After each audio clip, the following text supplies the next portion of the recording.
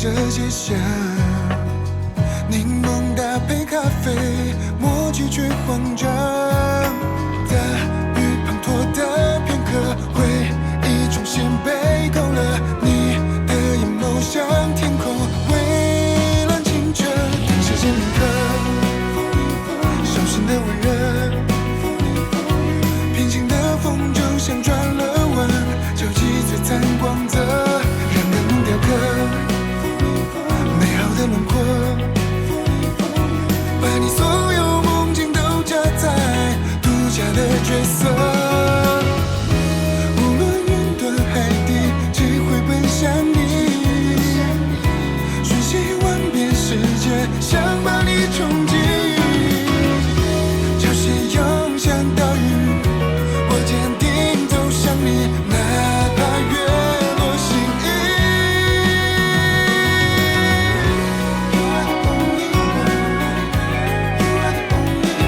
生命镶嵌了幸福彩虹，上演最美的重逢。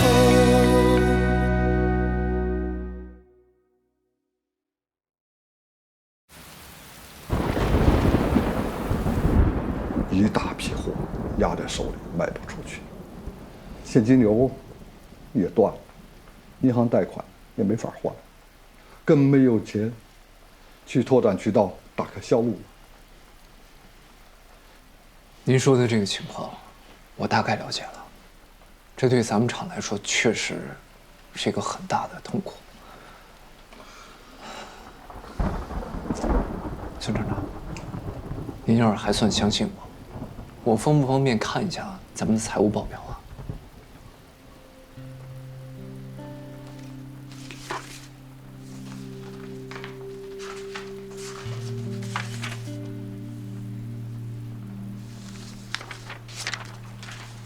这件事情谁也怪不着。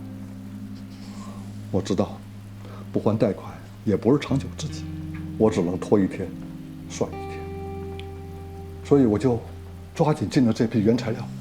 我下个月有一个出口单子，这单做成了，多少也能给你们还一点。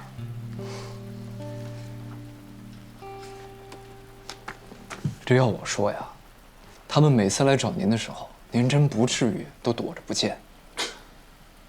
这有什么用啊？你们不外乎就是催我早点还款还利息，有这时间我还不如出去跑跑单子，谈成了也能给你们多还上一些，也能给我自己的工人多发一天工资。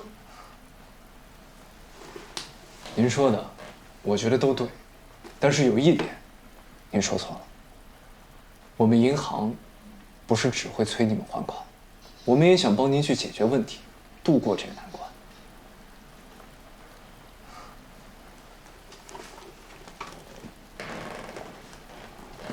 孙厂长，我倒是有一个办法，不知道您愿不愿意试一下。我可以再给你们申请一笔贷款，但是这个资金必须要用在销售渠道的拓展上。这能不能成为一条出路？虽然咱们今天是第一次见，但我愿意相信你。在这种困境之下，还能把财务报表做得这么规规矩矩的人，其实不多见了。而且刚刚我也看到了，下这么大雨，您亲自带着这么多工人去救那些原材料，我相信您一定是对这个厂真正上心的。我也想拉你一把。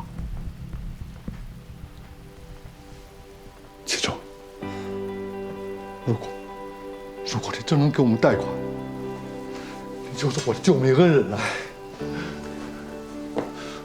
我们厂只要现金流充裕，我们厂就可以滚动起来，我们就有活路了。感谢，孙厂长，谢谢。您先别着急感谢我，您先听我说。其实我们银行给你们贷款也不是做慈善。另外，您需要把这个核心车间作为抵押物，我们的利率也会有上浮。如果说这些条件您都能接受的话，那这件事情我们可以做。我接受，我接受。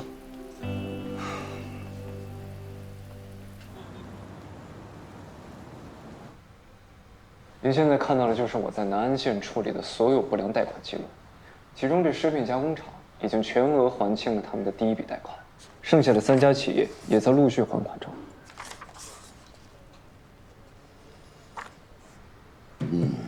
不错，你小子有2把刷子。您过奖了，我也只是在其位谋其职。其实这次呀，也是多亏了2位能够了解当地情况的客户经理的帮助。有句话不知道该不该讲。其实我更希望咱们行里能够多关注像他们这样坚守在一线的员工，这些基层员工踏踏实实做事，其实也很不容易。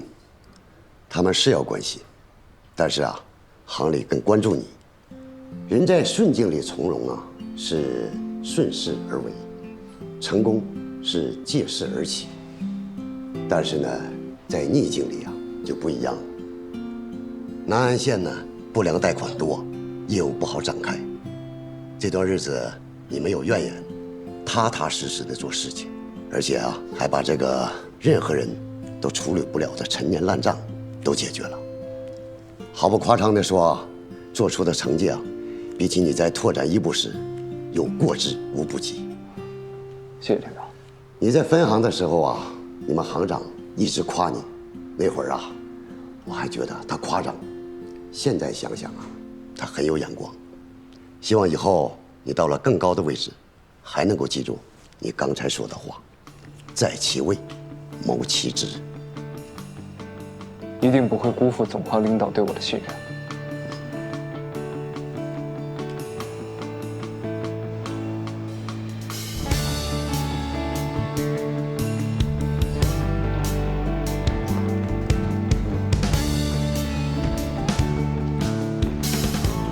你怎么了？有个好消息，想要第一时间就告诉你，我调回京城了。真的？我也没想到会这么快。这小半年你来回奔波，辛苦你了。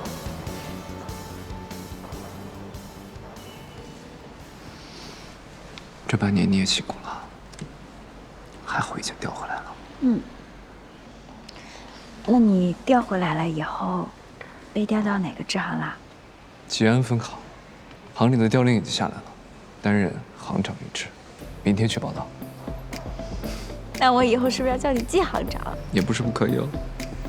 真好，殊途同归，你得到你想要的啦，恭喜！是恭喜我们。对，恭喜我们。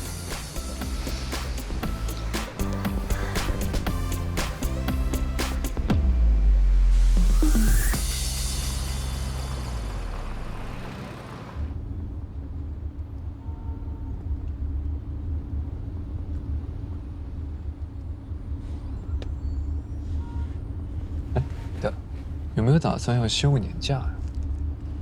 是要休的呀。怎么，你打算最近休年假？我是想着，要是休年假的话，咱们可以一起；如果你要是休的话，咱们可以一块儿去度个假。最近可能不太行。静姐要休产假，生孩子之前她肯定要做出一点成绩来。她现在压力挺大的，我在这个时候抛弃她，是不是有点不太合适呀？说的有道理啊。其实这事儿呢，就怪你把拓展一部的标准定得太高了。我记得你几个月前就说要休年假，是有什么安排吗？没什么安排。你去了吉安分行，是不是事情变多了？现在也抽不出时间来啊。总之，你要是有这个计划的话，可以跟我说一声，咱们可以把时间对一对啊。我紧着你的时间来。好呀。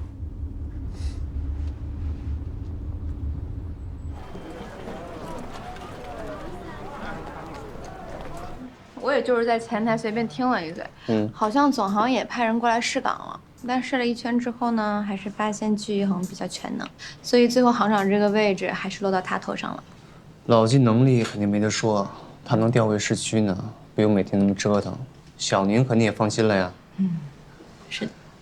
哎，你刚才说是吉安分行，刚好我最近在看附近的房子，过两天跟他好好咨询一下买房贷款的事儿。可以啊，那一片现在反正都归他管，他肯定能够告诉你怎样更划算。好好问一下。4号奶茶。哎，我们呢？真没想到你单位附近还有爱喝呢。还新开了一家美甲店呢。真假的？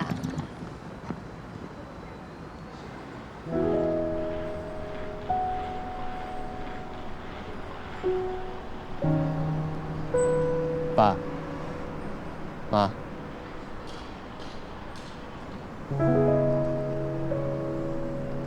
儿子啊，哎呀，跟过年比，你怎么瘦了呀？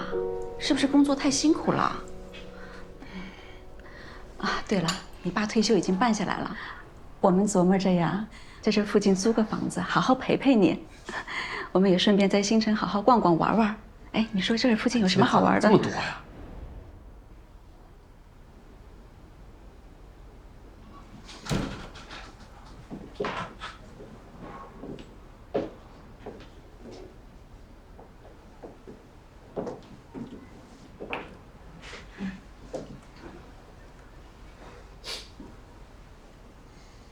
唯一啊，我们也等了小半个钟头了，你看你爸爸什么时候能来啊？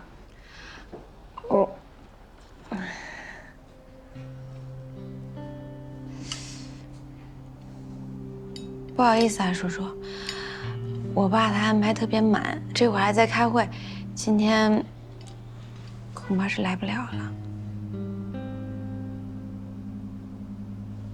没事，是我们来的太临时了。不是这样的，叔叔，你和阿姨能来，我和齐豫特别高兴。我爸他也特别不好意思，他在旗下的酒店给你们安排了家庭套房，这2天在新城，你们都可以住那儿，特别方便。不必了，我们自己订了地方。是。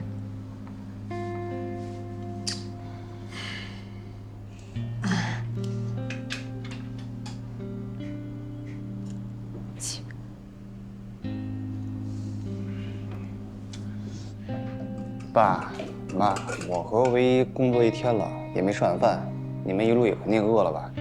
要不先吃2口东西。服务员，上下菜。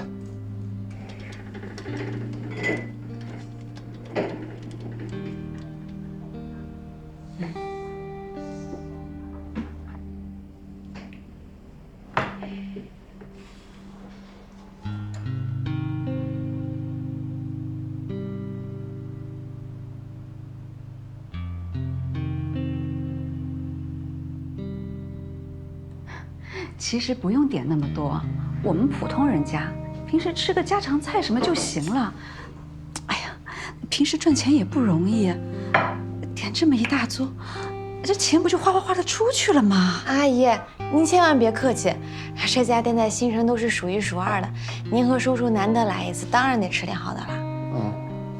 叔叔，听齐豫说您爱吃海鲜，这个帝王蟹特别新鲜，也很有名，是北欧进口的。叔叔，您尝尝。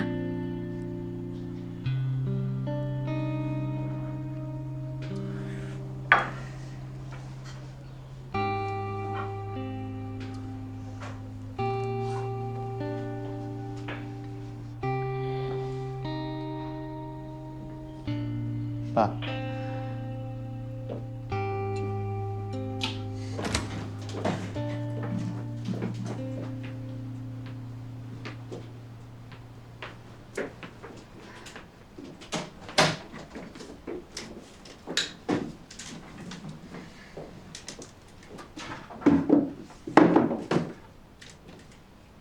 唯一家是做什么生意的？好像是那个地产和投资，怎么了爸？你今天说他工作的那个大厦是他们家的，听他的意思，酒店也是。是。丢人！你把我老齐的脸都丢尽了，知不知道？你好好说啊！不，别发火。我不动他就好的了。我问你啊，我们家和唯一家般配吗？啊，合适吗？你知不知道你们这叫什么？这叫入赘。说难听一点，叫吃绝户。哎，瞎说八道什么呢？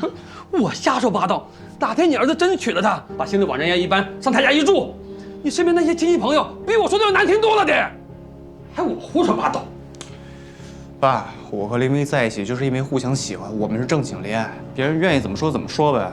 正经恋爱，人家爸爸吃饭都不露面，你还正经恋爱？他们全家看清你了吗？啊！再说了，一顿饭吃几千块钱，你们这是正经过日子吗？啊，是正经过日子吗？好了好了，齐豫啊，其实我和你爸呢也没有不喜欢唯一，今天第一次见面啊，我们也能感受到他的真心和重视。但是咱们家跟他们家这差距实在是太大了，以后你们在一起，迟早也得行了，别说那么多了，赶快分手，听见没有？爸，我们也有认真攒钱，就是想以后好好过日子。还有今天这顿饭，还不是因为你们第一次来，想让你们吃好一点，高兴一点，有错吗？我俩的事能不能别管了？我求你们别操心了，行不行？你，哎，好了好了，哎呀，你干什么呀你？你看你生的好儿子！你消消气，消消气，好好跟他说啊，好好跟他说。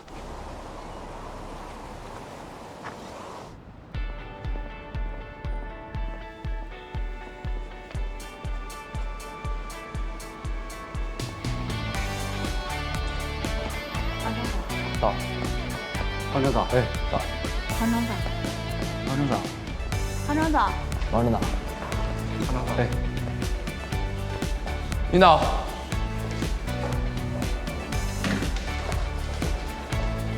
早。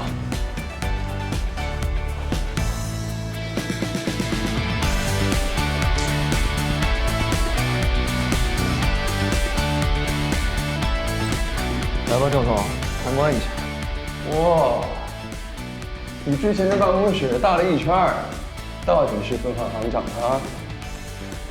呀，身份是不一样的。哈哈，来，是坐上了这个位置，但是要想坐稳，还得看之后的成果。哎，你这话说的，你都把我挖过来了。咱们兄弟俩在一块儿并肩作战，一定所向披靡。这位置啊，既然你已经坐上了，我就给你扶住椅子，让你坐得稳稳当当的。你能来，我很放心。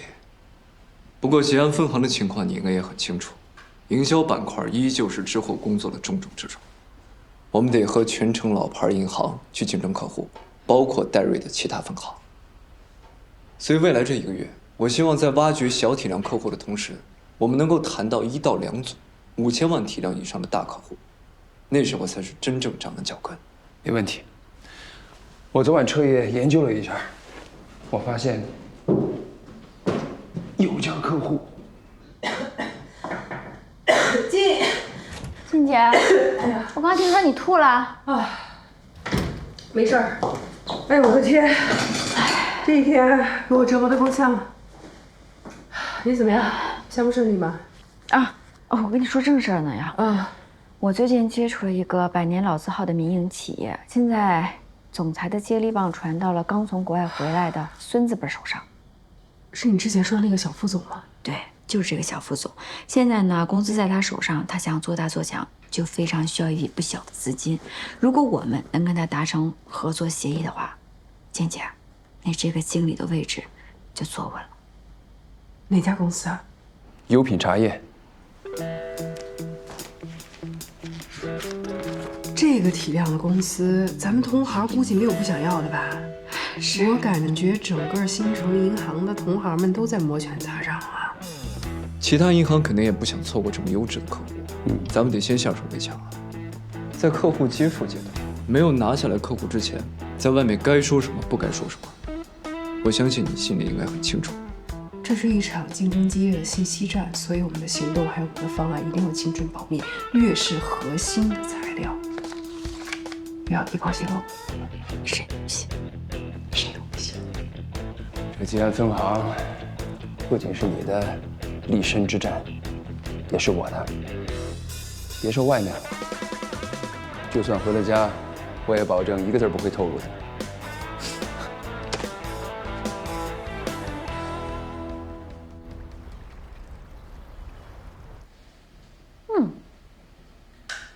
话花香还有回甘，不错。蜜香铃兰，怪不得卖的这么好。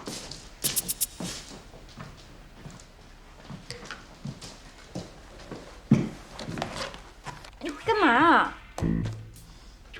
里面藏着什么东西啊？你给别的女生写的情书？当然不是，除了你的情书，我不会收别人的。季先生，咱们俩刚刚不在同一个部门，你就这么提防我呀？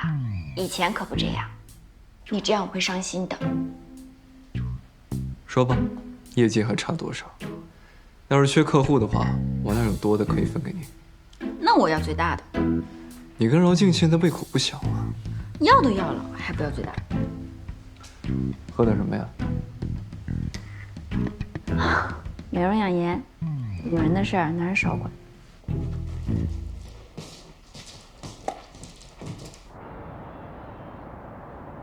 周会计，这个是我们陈副行长，是我们省行专门负责大中型企业贷审批的领导。昨天听说咱们优品要做贷款，今天推掉了好多重要的客户，说今天必须来参观一下优品。哎呦，感谢行长啊！同时呢，也谢谢饶总。哎呀，知道咱们优品的总部落户到吉安，我这还是第一次来呀。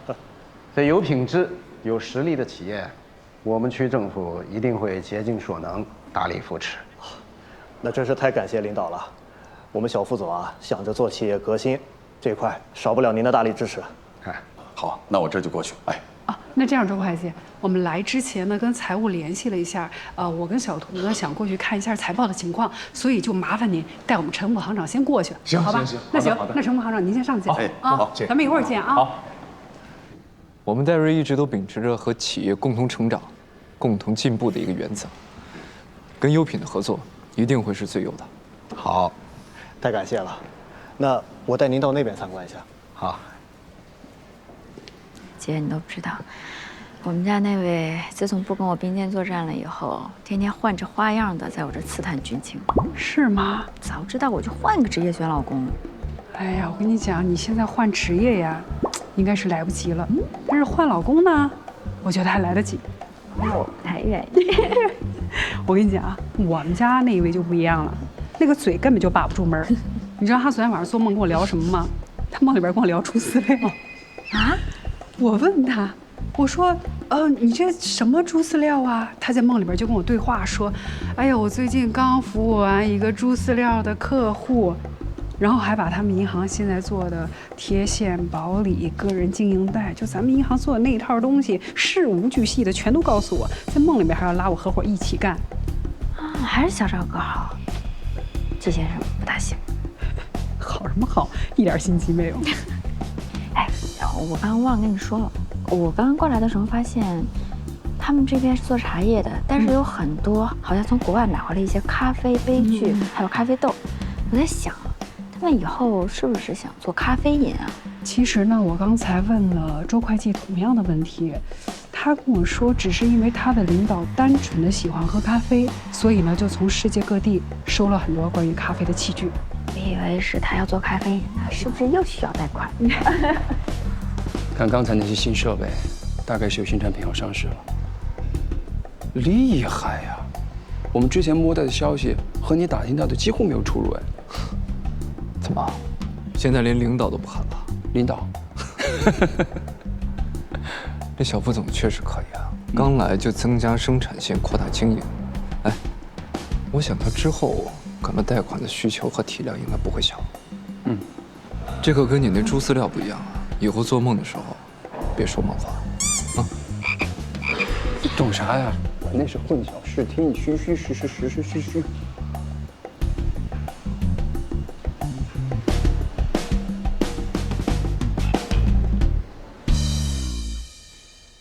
你们海归是不是都离经叛道的呀？家里做什么，自己就偏不做什么。哦，听起来，你今天跑的客户也是个海外回来的。我跟你聊人生，你跟我聊客户，真的是。也是，什么意思啊？你今天的客户是个海归呀？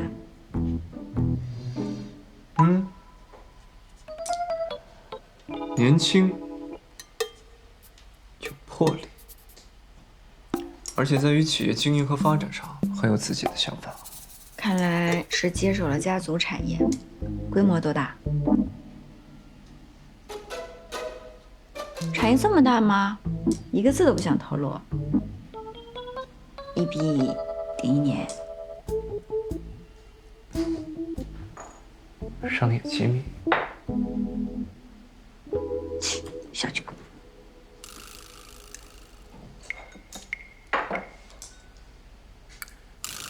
哎呀，那个小副总爱好挺广啊，一个茶二代，竟然这么喜欢喝咖啡。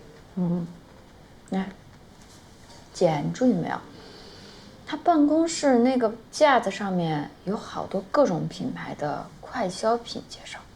我看到了，我看到那桌子上还放了2本快消咖啡发家传记呢。那你说小副总接下来他的发展方向是不是像咖啡一样的快消茶饮？如果他们的企业要往这个方向发展的话，那他们应该给咱们的银行的贷款企划书里写得更清楚一些，但是并没有。而且昨天咱们去的时候，周会计也没提这事儿。好像是他们家有些内部矛盾，有可能因为这些内部矛盾不方便。我说，如果是按照咱们俩设想的这样，那他们贷款的数目应该不止这些，要更高。来，你也看看。我让小周查了一下，他们最新的生产线上的机器啊，是快捷茶饮品牌。看来他们要做的是快消饮品啊。那就对上了。我昨儿给他们副总打了个电话，他们打算做一些门店，我估计也是想做成奶茶店那样，就是针对年轻人的那种连锁快消茶品牌。那你预估一下，他们大概贷款的体量会是多少？5000万。看他们的投资计划书还有评估报告，1个亿左右。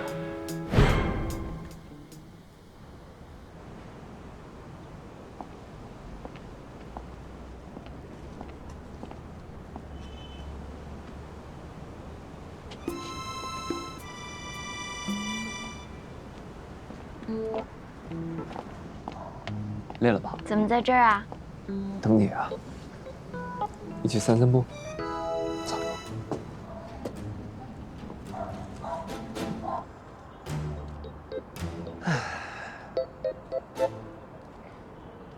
怎么样？工作一天累不累啊？还行吧。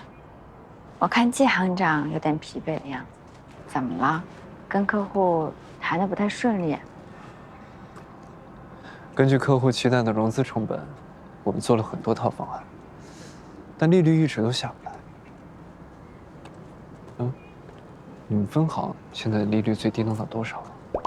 我们，我们啊，季行长，你现在越来越过分了，又是路灯下等人，又是叹气卖惨的，还跟我这儿玩美男计，你这是以私谋公。那你说，你中不中招？反正这个客户也谈得差不多了，跟你说了也没关系。5年利率4.8%。5年利率4.8%。抵押物市场房，还有法人的一套不动产。那最后放款多少？1个亿。不，7、8千万吧。7、8千万啊？7、8千万。那怎么听起来像是一个1万体量的大客户啊？我刚才说顺嘴了。厂房是抵押物，还要加一套不动产，客户能接受啊？利率这么低，你们自己能接受？不说话。反正在你嘴里也掏不出来实话。我先回去了啊，加班去了。哎，这就走了？美男计不使了？工作忙成这样，还互相防着，我看他是不想跟我求婚。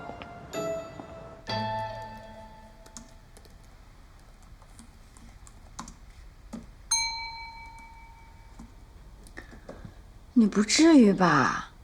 还贴了个防偷窥膜。特殊时期，特殊手段。这么防着？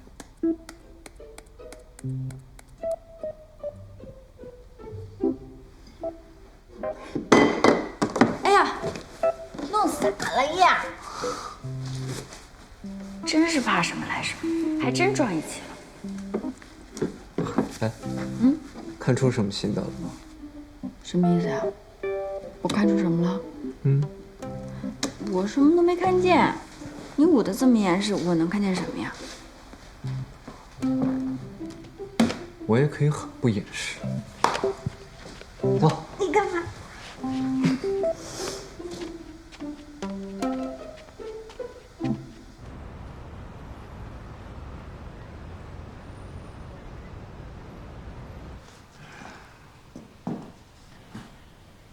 姐夫离开管理层之后，财务人员走了多少？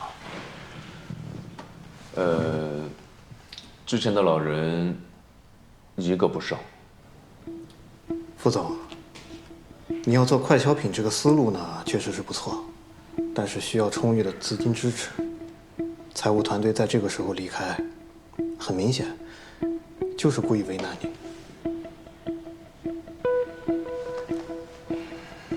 贷款的事谈得怎么样？这几天呢，我们收到很多银行的方案，一些重要的领导你也都亲自接触过。综合看下来，我和周会计觉得有2家银行还不错。啊，是的，一个呢，他们提出了信用证的思路，性价比更高；另外一个呢，是贷款的周期更长，而且呢，还款的节奏对我们来说更加的有利。哎。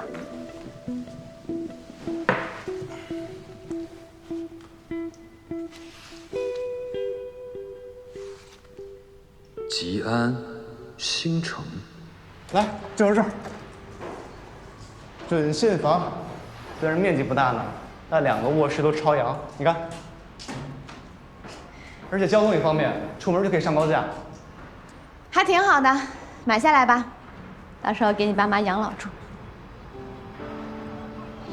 唯一，我是想我们2个以后住在这里，结了婚，这就是我们共同的家了。结了婚当然住我那儿，市中心，离你我单位都近，干嘛要舍近求远？可那不是你爸的房子吗？我想那不是我们。我的房子就是我们的房子，你到时候拎包入住就好啦。你看这儿，又小又挤的，住起来多不舒服呀！只要结婚以后有了孩子，住都住不下。是。喜玉，我们日常啊能省就省着点花，可是房子是每天都要住的，肯定还是得住的舒心最重要吧？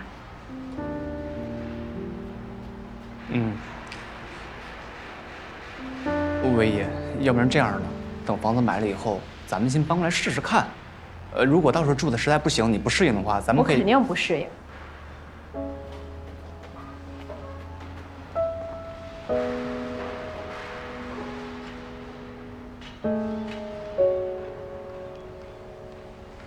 我就是挺想不明白的，为什么你老是要在这件事情上这么固执啊？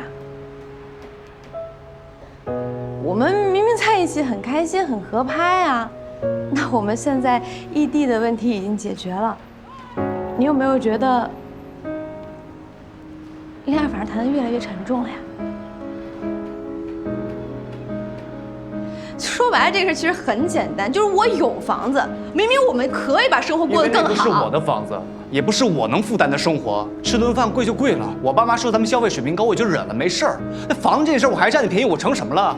小白脸儿，我自己都看不起自己，明白吗？你爸妈说你了？说我了？说我乱花钱是不是？没有，就是说咱们2家消费水平不一样，明白吗？那不就还是对我不满意呗？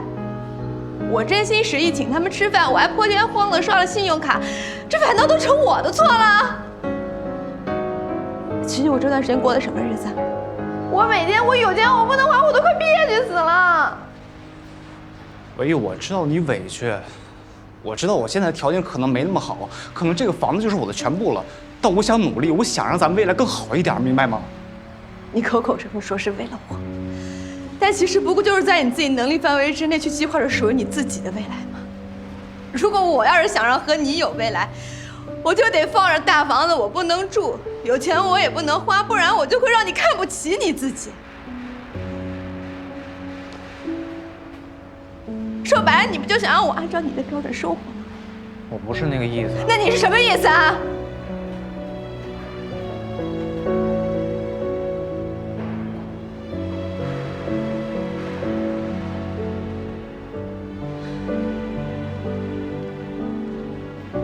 秦宇，我觉得你太自私了点儿。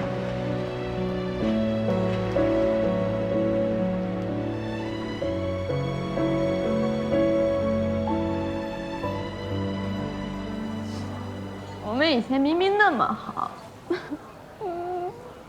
我们一起看落日，他还带我去看鱼，我们看遍了世间最浪漫的事儿。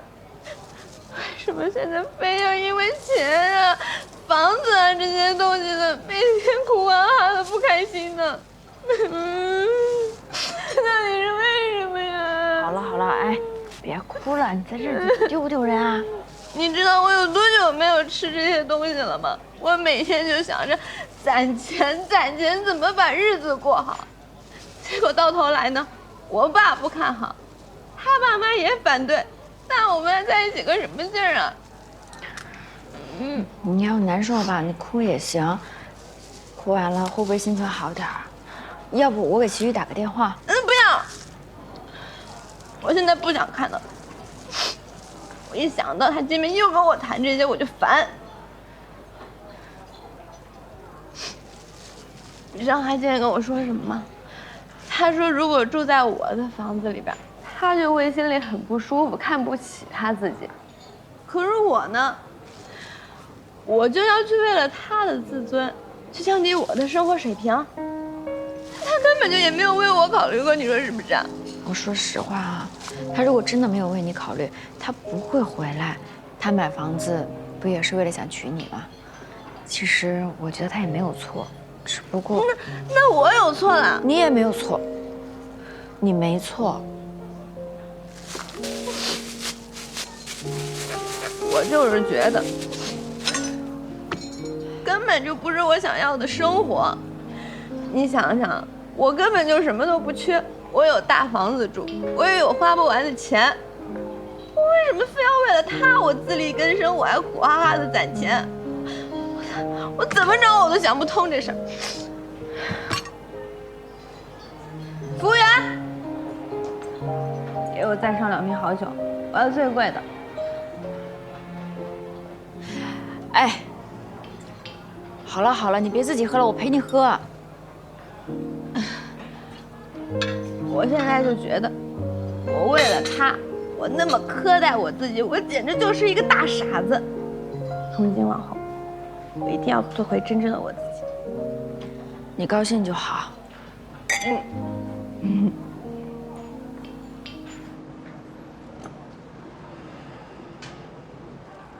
上一次分手，我以为我们的问题是异地，我回来了，以为这个问题就解决了。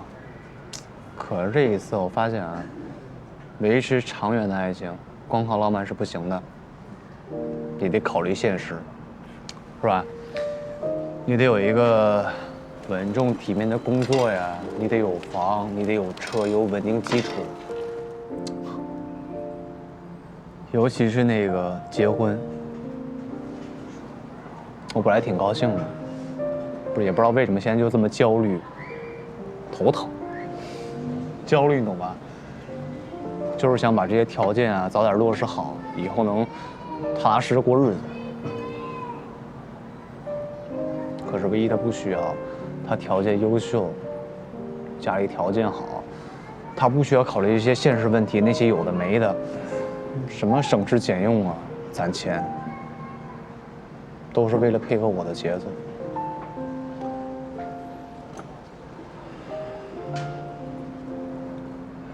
可他为什么要为了我牺牲自己呢？成全我，到头来大家都不好，都不高兴，唯一不高兴，我爸妈不高兴，唯一他爸对我也不满意。我每天努力工作上进，每天努力工作上进，图什么呢？你说我有错吗？啊？你刚刚说的这些，跟林文一有聊过吗？看见没有吧？我觉得你们需要的是沟通。这种事情不沟通，就永远找不到解决办法。解决？你告诉我怎么解决？没法解决。我也不可能一夜变得很有钱，也不能要求他向下。那个词儿怎么说来着？啊，向下兼容，对吧？其实我觉得，父母有时候担忧啊，也不是没道理。他确实有道理。我们两个都没错。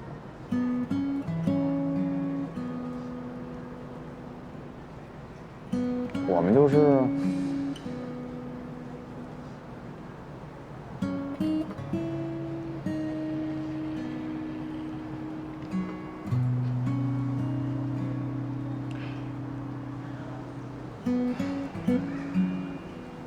来，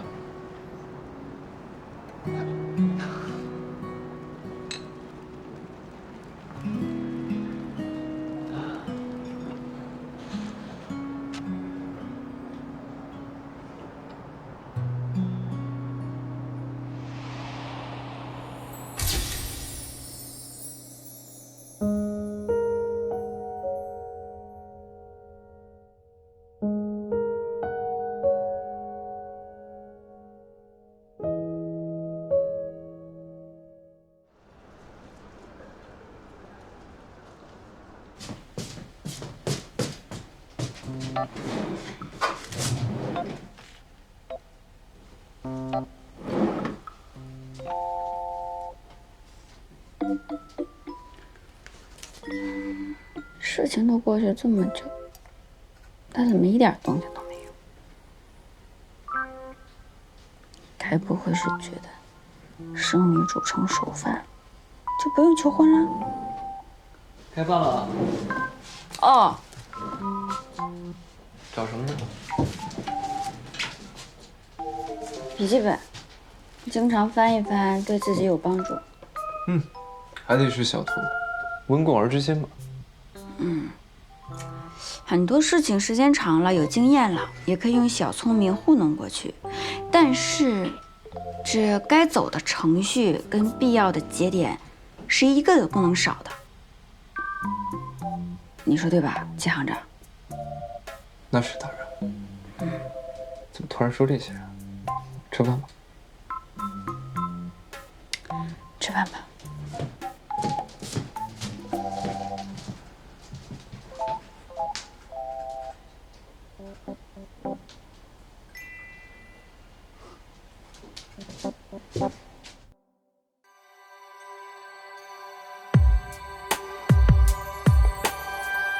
夜色吞没黄花，只剩影子紧跟。你是那盏灯。